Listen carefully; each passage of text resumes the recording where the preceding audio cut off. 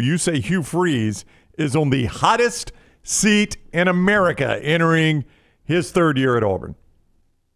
Yeah, because we all know what the pressure's like at Auburn anyway, and they haven't had a winning season since what, like 2019, something like Yeah. that.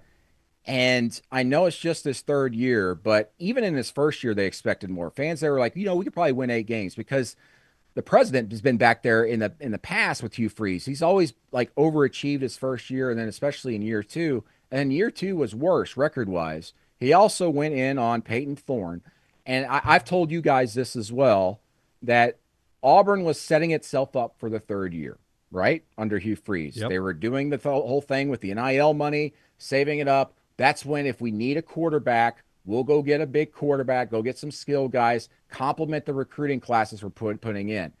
The first two recruiting classes, that's what they focused on. High school recruiting. That's what we're going to spend our money on. Bring them in.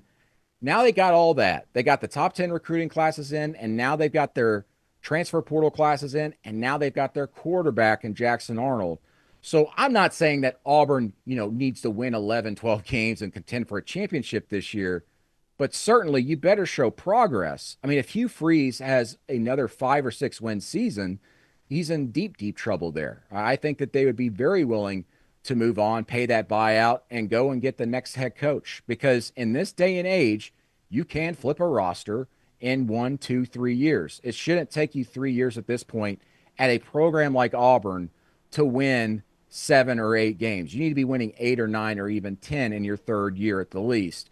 And if you want evidence of that, go look at Arizona State, just got in the playoff. Go look at Colorado, even with Deion Sanders. As much criticism people throw his way, he got it done in year two. I think that at this point for Auburn, because of the history there, because of the booster culture there, and because they're very hungry to win games in this Iron Bowl rivalry, that if he doesn't strike now, you're setting the tone for potentially the next 5 to 10 years in an Iron Bowl rivalry. You guys know this. Every 10, 15 years, there's a little bit of a power shift in the Iron Bowl, right? Yep. Tommy Tuberville had it for a little bit. Then Nick Saban got there, and Tommy realized, oh, I can't do this, and he got forced out. Nick Saban comes in, has a great, fantastic run, the greatest of all time, and now he's gone, and Kalen DeBoer comes in. You think they're not going to miss a beat, but they kind of had a little hitch in their giddy up last year, right? Auburn needs to strike now. While they're stumbling, you need to push them over. Auburn hasn't done that yet. They got to do it this year, I think. Otherwise, Alabama is going to get back in stride, and they're going to hit their stride and keep running, and it's going to make that gap between Alabama and Auburn be wider, and maybe even wider than it's really ever been. Auburn can't afford that right now. So, in my opinion, having covered Auburn and seeing other programs and how things are like that right now, he's on the hottest seat. Now, if Ryan Day had not won the national championship this year, I would say he's on the hottest seat for similar reasons because he keeps losing to Michigan, but he's not winning championships. At Auburn, it's a little bit less. You only be winning championships there every year, but you damn sure better be getting to a bowl game and challenging Alabama and at least looking competitive out there. Do you think, and you're around a lot of coaches and administrators and boosters in your career, do you think at some point Hugh Freeze knows this? Like, do you think a booster has told him, "Hey, there's a number you need to hit this year," or is this just all works out in the atmosphere and he needs to sort of feel it happening around him? Well, I mean, I hear this from other colleagues and people in the business, and they see Hugh Freeze at press conferences, and they say you can see it in his face that the job has aged him already. Mm.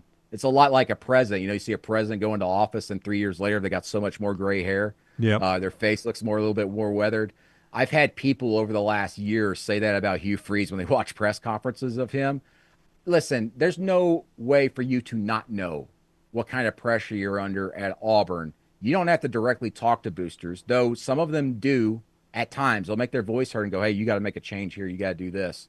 I think this will be good for you and your future going forward here at Auburn.